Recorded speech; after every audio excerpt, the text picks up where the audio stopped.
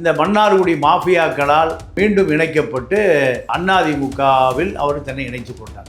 ஆனால் அதிமுக இணைத்துக் கொண்டாலுமே ராஜன் செல்லப்பா மீது பல குற்றச்சாட்டு இருக்கு. ராஜன் செல்லப்பா மதுரா கோர்ஸ் நிறுவனத்தோடு ஒரு ஒப்பந்தம் செய்து லஞ்சம் வாங்குறார், பல கோடி சசிகலாவுக்கும் சேர்த்து. மதுரை மக்களுக்கு பெரிய துரோகம் செய்தவரே இந்த ராஜன் செல்லப்பா தான். ராஜன் செல்லப்பா, சசிகலா இரண்டு பேரும் தான் இந்த ஊழலை செய்தவர்கள். இப்போ ராஜன் செல்லப்பா பொறுத்த வரைக்கும் எந்த நேரத்தில் வேண்டுமானாலும் எடப்பாடிக்கு எதிராக மாறுவார். எடப்பாடி, நீங்கள் வெற்றி பெற்று நீங்கள் திருடுவதற்கு, கொள்ளையடிப்பதற்கு நான் எது கொடுக்கணும்? இது எடப்பாடி ஸ்டாண்டு. எடப்பாடி முதலமைச்சர் ஆக்கிறதுக்கு நான் 40 கோடி செலவு பண்ணணுமா? இதை நத்தம் கேட்குறார், ராஜன் செல்லப்பா கேட்குறார், உதயகுமார் கேட்குறார். இப்படி எல்லாருமே பல ஆயிரம் கோடி பெட்டிகளை இருப்பவர்கள் பெட்டியை திறக்க மறுக்கிறார்கள். எடப்பாடியினுடைய மூத்த தளபதியாக இருக்கிற தங்கமணி அந்த தொகுதியில் தோல்விமணி தான். தங்கமணி தோல்விமணியாக போகிறாரு. ராஜன் செல்லப்பா மீது கடுமையான அதிருப்தி.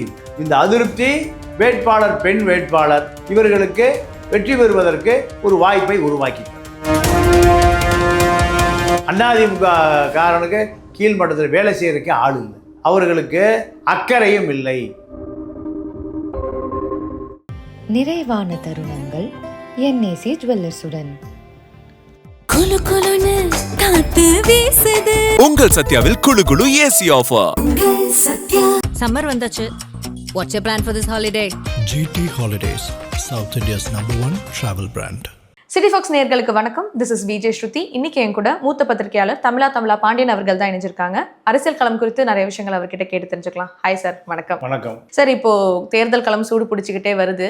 ஸோ மதுரை தொகுதியில் வந்துட்டு திமுகவும் அதிமுக கோட்டை அப்படின்னு சொல்லுவாங்க. ஸோ இந்த தடவை மதுரை தொகுதி என்ன மாதிரியான நிலவரத்தில் இருக்குது சார்? இல்லை, மதுரையை பொறுத்த வரைக்கும் அழகிரி, அஞ்சா நெஞ்சன் அழகிரி, அவர் சென்னையிலேருந்து பயந்து தான் மதுரைக்கே போனார். இவருக்கு பேர் அஞ்சா நெஞ்சன் அழகிரி. இப்போ மதுரையை பொறுத்தவரை திமுகவினுடைய கோட்டை. எப்போ திமுக ஆட்சிக்கு வருகிற பொழுது அவருடைய படை தளபதிகள் பொட்டு சுரேஷ் அவர் படுகொலை செய்யப்பட்டார். மன்னன் அதிமுக போயிட்டார். முபாரக் மந்திரி அவர் அழகிரியை விட்டு பிரிஞ்சு போயிட்டார். இப்படி திமுக கோட்டை அது ஓட்டையாகி போய்விட்டது. இப்போது அதிமுகவை பொறுத்தவரை அதிமுகவில் அப்போது தமிழ்நாட்டினுடைய தென்பகுதியில் இருக்கக்கூடிய முக்குளத்தோர் வாக்குகளை பெறுவதற்காக ஒரு OPS அதிமுகவிலிருந்து வெளியேறியதனுடைய விளைவு 5 OPSகளை எடப்பாடி உருவாக்கினார். அதில் ஒருவர் தான் ராஜன் செல்லப்பா. திண்டுக்கல் சீனிவாசன், செல்லூர் ராஜு, ராஜன் செல்லப்பா, உதயகுமார், இப்படி 5 OPSை உருவாக்கினார் ஒரு OPSக்கு பதிலாக. ஆனால் இப்பொழுது ராஜன் செல்லப்பா மதுரையில் வேட்பாளராக நிற்கிறார். ஆனால் ராஜன் செல்லப்பாவுடைய மகன்தான் ராஜ் சத்தியன் தான் அதிமுகவுடைய IT விங்குக்கு பொறுப்பாளர். இந்த செல்வாக்கு தான். ஆனால் ராஜன் செல்லப்பாவை பொறுத்தவரை அதிமுகவை விட்டு விலகி ஒரு காலத்தில் எம்ஜிஆரை எதிர்க்கக்கூடிய OPSோடு இருந்தவர். அதன் பிறகு இந்த மன்னார்குடி மாஃபியாக்களால் மீண்டும் இணைக்கப்பட்டு அதிமுகவில் அவர் தன்னை இணைத்துக் கொண்டார். ஆனால் அதிமுக இணைத்து கொண்டாலுமே ராஜன் செல்லப்பா மீது பல குற்றச்சாட்டு இருக்குது. மதுரை மக்களுக்கு ஒரு மிகப்பெரிய வேலைவாய்ப்பை உருவாக்கி கொடுத்தது மதுரா கோர்ட்ஸ். இந்த மதுரா கோர்ட்ஸ் மூடிய பிறகு பல ஏக்கர் நிலம், இந்த நிலம் அங்கே வேலை பார்த்த பல பேருக்கு பல லட்சக்கணக்கான ரூபாய் இழப்பீடு கொடுக்கணும். ஆனால் இந்த மதுரா கோர்ட்ஸ் நிறுவனம் எந்த வகையான மக்களுக்கு இழப்பீடு கொடுக்காமல் தப்பிக்க பார்க்கிறது. அதிமுக ஆட்சி காலத்தில் ராஜன் செல்லப்பா மதுரா கோர்ஸ் நிறுவனத்தோடு ஒரு ஒப்பந்தம் செய்து பல கோடி ரூபாய் லஞ்சம் வாங்குறார், பல கோடி சசிகலாவுக்கும் சேர்த்து. அந்த வருமான வரி தள்ளுபடி செய்யப்படுகிறது. இதற்காக ராஜன் செல்லப்பாவை ஒரு IAS அதிகாரியை அங்கு நியமிக்கப்படுகிறார், கமர்ஷியல் டேக்ஸ் அதிகாரியா. இப்போ தான் உங்களுக்கு சேல்ஸ் டேக்ஸு மத்திய அரசுக்கு போயிடுச்சு. அப்போ மாநில அரசை வச்சுருந்தாங்க. மாநில அரசு அதிகாரம் இருந்தது.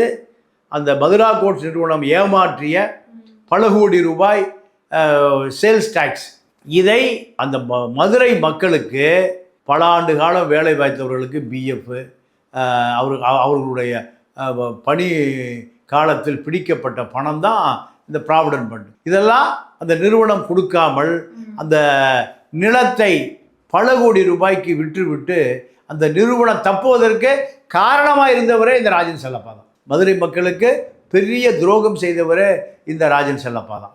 ராஜன் செல்லப்பா, சசிகலா 2 பேரும் தான் இந்த ஊழலை செய்தவர்கள். மதுரை மக்களுக்கு மிகப்பெரிய துரோகம் செய்தவர் தான் இந்த ராஜன் செல்லப்பா. இப்போ ராஜன் செல்லப்பா பொறுத்த வரைக்கும் வேட்பாளராக இப்போ அறிவிக்கப்பட்டிருக்கிறார். இருந்தாலும் இவர் எந்த நேரத்தில் வேண்டுமானாலும் எடப்பாடிக்கு எதிராக மாறுவார். ஏன் எப்படின்னு கேட்டால், எடப்பாடி மதுரை தொகுதியில் போட்டியிடுவதற்கு சரியான வேட்பாளரை தேடுகிற பொழுது எந்த வேட்பாளரும் எடப்பாடியிடம் நெருங்கி விடாதபடி தன்னை முன்னிறுத்தி தன்னுடைய மகன் ராஜ்சத்தியன் தான் திமுக ஐடிவிங்க எந்த வேலையும் செய்யலை. அதிமுக ஐடிவிங்க ராஜ்சத்தியை எந்த வேலையும் செய்யலாம். திமுக ஐடிவிங்கு தமிழ்நாடு முழுவதும் விஷன் 200 இது ஒரு வருஷத்துக்கு முன்பே போட்ட திட்டம். அதாவது பார்வை 200, எங்களுக்கு 200 தொகுதியில் நாங்கள் வெற்றி பெறுவதற்கான வேலையை துவக்கி விட்டோம். என்ன வேலையை துவக்கிச்சுன்னு கேட்டிங்கன்னா, தமிழ்நாடு முழுக்க மதுரை உட்பட ஒவ்வொரு தொகுதிகளிலும் இருக்கக்கூடிய 2 லட்சம் வாக்காளர்களுக்கு 2000 ரூபா கொண்டு சேர்ப்பது தான் விஷன் 200. இந்த விஷன் 200 மூலம் தமிழ்நாட்டில் 200 தொகுதிகள் இன்று வரை 2000 ரூபா நிதியை கொண்டு போய் சேர்த்து விட்டார். ஆனால் அதிமுக ஐடிவிங் ராஜன் செல்லப்பா மகன் அந்த வேலையை பார்க்கவில்லை. மிதுனை மட்டும் நம்பிட்டு இருக்கார். யார் மிதுனை? எடப்பாடி பையன் மிதுன் தன்னை எப்படியாவது காப்பாற்றுவார். பல கோடி ரூபாய் அதிமுக ஐடிவிங்குக்கு செலவழிக்கப்பட்டது. ஆனால் யாருக்கும் ஒரு பைசா இன்னைக்கு வரைக்கும் கொடுக்கல.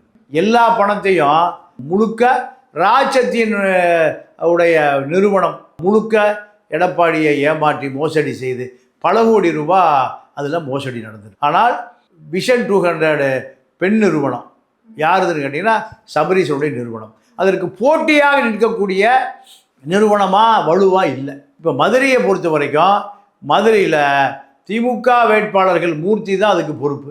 அத்தனை பேரும் தொகுதி முழுக்க வேட்பாளர்களுக்கு 2000 ரூபாயை கொண்டு போய் சேர்த்துட்டாங்க. ஆனால் ராஜன் செல்லப்பா உட்பட மதுரையில் இருக்கக்கூடிய உதயகுமார், செல்லூர் ராஜு, இவர்கள் திண்டுக்கல் சீனிவாசன் இன்னும் தொகுதிக்குள்ள 2000 போகவே இல்லை. 500 ரூபா எடுத்துகிட்டு போகிறாங்க. மக்கள் சொல்கிறான் 2000 முதல்ல வாங்கிட்டோம். யார்கிட்ட? திமுகட்ட. இன்றைக்கி 500 ரூபா கொண்டு வந்தீங்கன்னா ஓட்டு போட மாட்டோம், எல்லாம் திருப்பி போயிருக்கு. யாரும் வர வேண்டாம், பணத்தை மட்டும் கொடுத்து அனுப்புங்க. பணம் மட்டும் 2500 வரணும். ஏன்னா 2000 முதல்ல வாங்கியாச்சு. இப்போ 2500 3000 வந்தால் அதிமுகவுக்கு ஓட்டு, இல்லைன்னா அதிமுகவுக்கு வேட்டு. இந்த சூழல் அங்கே வந்துருச்சு. இப்போ இதில் ராஜ்சத்தியனும் ராஜன் செல்லப்பாவும் என்ன செய்ய போகிறார்கள்னு தெரியல. அந்த பணத்தை பெரட்டுறதுக்கு கஷ்டமா இருக்கும். ஆமாம், பணத்தை வீட்டில் போய் பக்கத்து இடத்த 2 சென்ட் விற்று கொண்டு வந்து பெரட்டுவாங்க. அம்மா, ஒவ்வொருத்தர்கிட்ட 1000 கோடி 2000 கோடி இருக்கு. அப்புறம் ஏன் கொடுக்க கஞ்சப்படுறாங்க? எடப்பாடி கொடுப்பார்.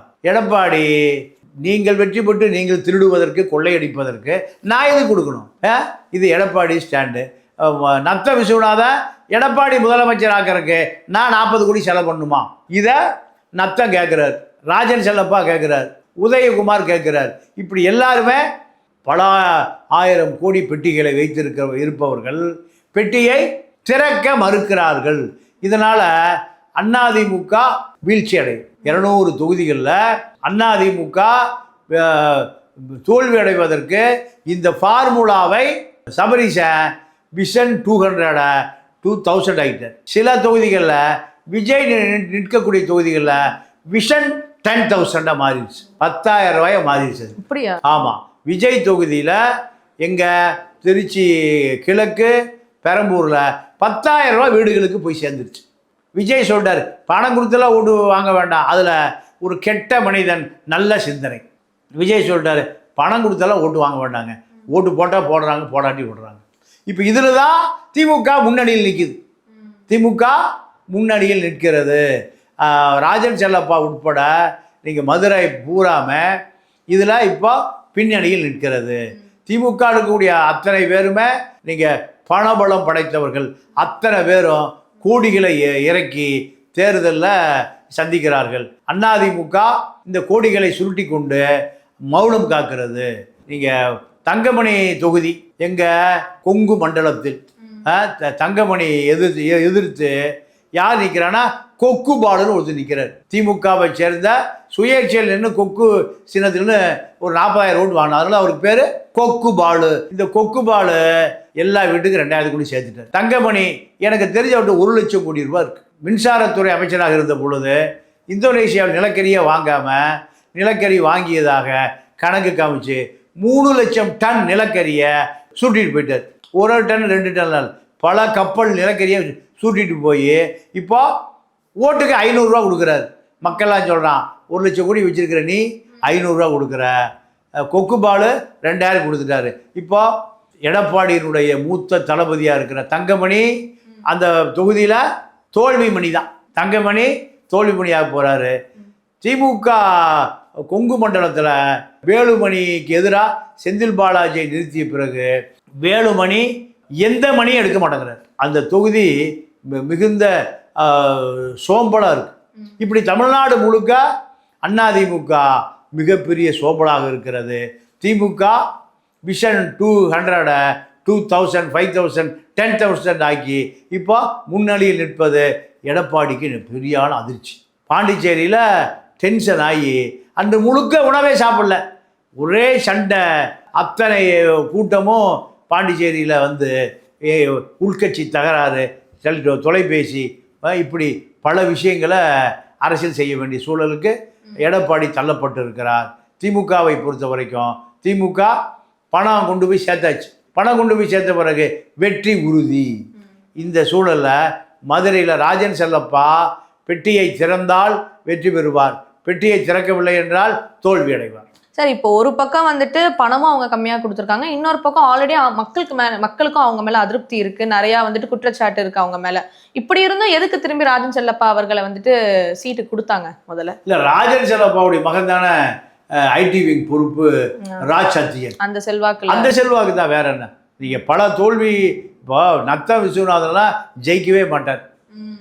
கண்ணு தெரியல, காது கேட்கல, நடக்க முடியல, 70-75 வயசாகி போச்சு. அவருக்கு எதுக்கு அங்கே? அவரை ஒரு 4 தொகுதி வேட்பாளரை சொந்த நபர்களை களத்தில் இறக்கி அவர்களுக்கு இப்போ பணம் செலவு பண்ணாமல் எடப்பாடி செலவு பண்ணுவார்னு உட்காந்துருக்கு. அப்போ திண்டுக்கல்ல அதிமுக மிகப்பெரிய சறுக்கல் நிலையில் இருக்கிறது. அதே போல தான் மதுரையும் பல தொகுதிகள். இப்போ மதுரையை பொறுத்த வரைக்கும் சுந்தர்சியை கொண்டு நிறுத்தியிருக்காங்க. சுந்தர்சி இது மதுரைக்கு புதுசு. பிடிஆர் குடும்பம் பழைய குடும்பம். அப்போ சுந்தர்சிக்கு அத்தனை கோடம்பாக்க துணை நடிகைகள், துணை நடிகர்கள் அத்தனை பேரையும் மதுரையில் இறக்கினாலும் சுந்தர்சியினுடைய வெற்றி கேள்விக்குறி தான். இப்படி பல தொகுதிகளில் அதிமுகவுக்கு மிகப்பெரிய வாய்ப்பு இல்லாத ஒரு சூழல், தோல்வி சூழல் தான். இப்போ எடப்பாடியுடைய சிஷியர்கள் பல கோடி பணம் வச்சுருக்கா, பணம் இறக்க மாட்டேங்கிறான். இதுதான் இப்போ பெரிய பேசுபொருளாக மாறி இருக்கு. இப்போ இந்த ஒரு வாரத்துக்குள் 10 நாட்களுக்குள் கள நிலவரம் மாறினால் அதிமுக தேருமா தேராதா என்பதை மக்கள் முடிவு செய்வார்கள். இந்த தேர்தலை பொறுத்த வரைக்கும் ஜனநாயகத்தில் இப்போ பணநாயகம் தான் முக்கியமாக இருக்கு. மக்கள் வந்துட்டு பணம் நிறைய வாங்கிட்டாங்கன்னா அதுக்கு வந்துட்டு கரெக்டா ஓட்டு போட்டுருவாங்களா? இல்லை, கண்டிப்பா ஓட்டு போட்டுருவாங்க. ஏன்னா இந்த மக்கள் அப்பாவி மக்கள், எப்பவுமே அப்படிதான் இருப்பான். இவனுக்கான அரசியலே இல்லையே.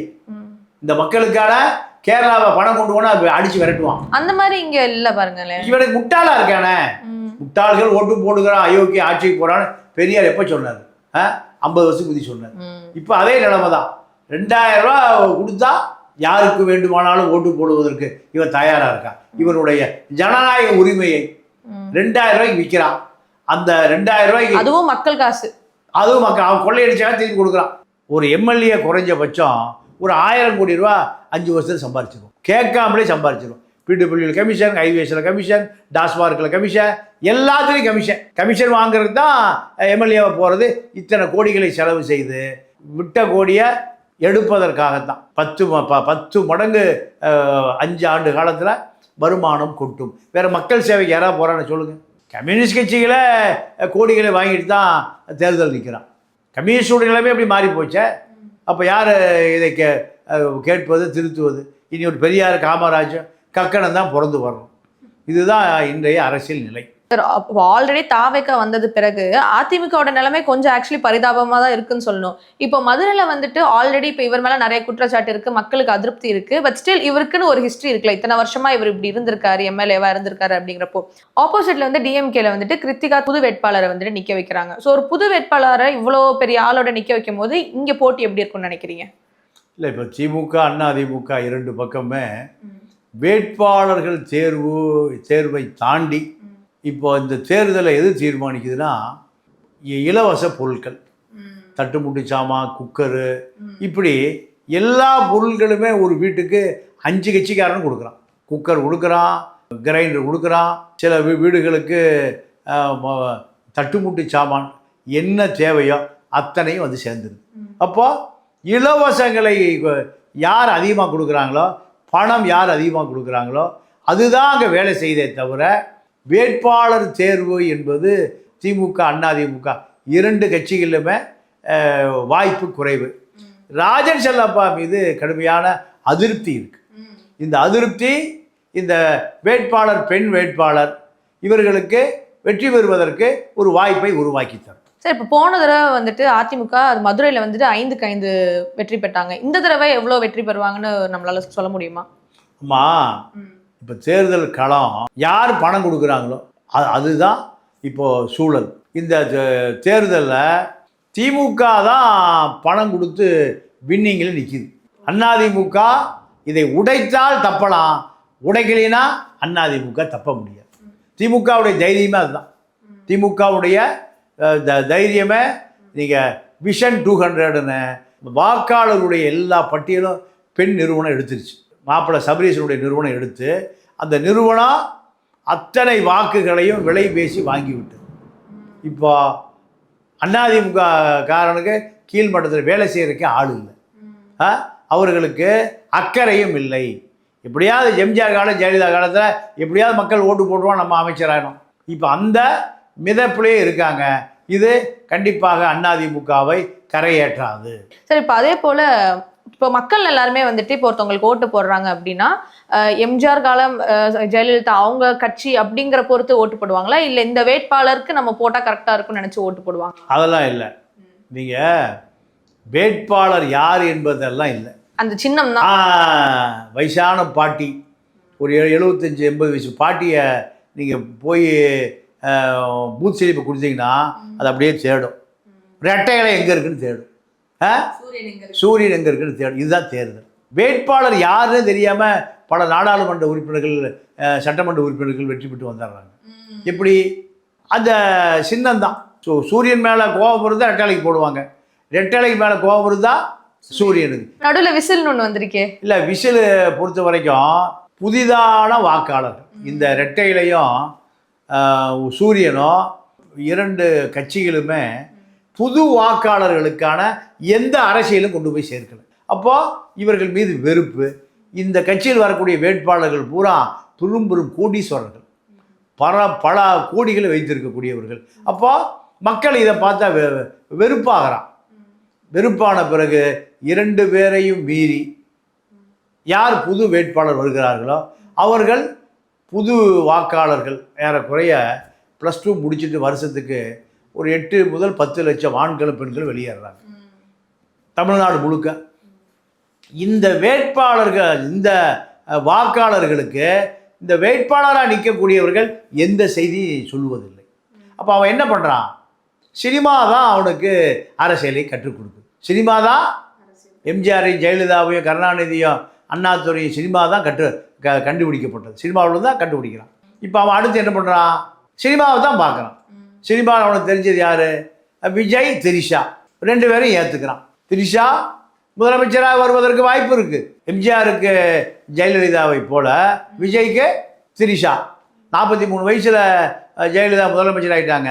இப்போ 42 முடிஞ்சது யாருக்கு? திரிஷாவுக்கு. 43 முதலமைச்சர்னு பேசிக்கிறான். என்ன காரணம்? அவனுக்கான அரசியலை போய் சேர்க்கல. கல்வி முழுக்க சாராய வியாபாரிட்டு இருக்கு. தமிழ்நாட்டில் சாராயம் வெள்ளமாக ஓடுது. இதெல்லாம் ஒழிக்கப்பட வேண்டும். சாதி ஆணவ படுகொலை, ஒரு ஆணும் பெண்ணும் வேறு வேறு சாதினா வெட்டி கொள்றான், நடக்குதா இல்லையா?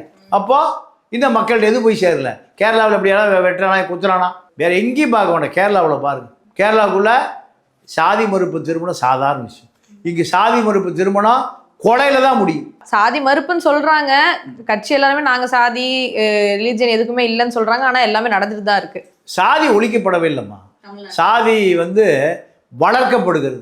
சாதிய பண மரத்தால் சாதி வளர்க்கப்படுகிறது. வசதி இருக்கிறவன் வசதி இல்லாதவன் என்கின்ற நிலை தான் இப்போ இங்கே இருக்கு. சாதி இன்னும் மறையவில்லை. அப்போ இதுக்கான அரசியல் அவனுக்கு போய் சேரல. இப்போ வருகிற 18 வயசு இளைஞர்கள் அவர்கள்ட்ட எந்த அரசியலும் இல்லை. அப்போ அவன் என்ன பண்ணுவான்? விஜய் திரிஷா அரசியலை தான் ஏற்றுக்குவோம். யாருடைய தவறு? திராவிட இயக்கம், 2 திராவிட இயக்கங்களுடைய தவறு. இந்த தவறு மனித தவறு. எதை அவர்கள் விதைத்தார்களோ அது விளைந்து நிற்கும். இப்போ அவர்களை அறுவடை பண்ண வேண்டியது சூழல் இருக்குது. திமுக அதிமுக எதிராக இப்போ வில்லனா யார் முளைச்சிருக்கா? விஜய் முளைச்சிருக்கார். காரணம், இவர்கள் 2 பேரும் மேலே அதிருப்தி தான் விஜய்க்கான வாக்காக மாறப்போகுது.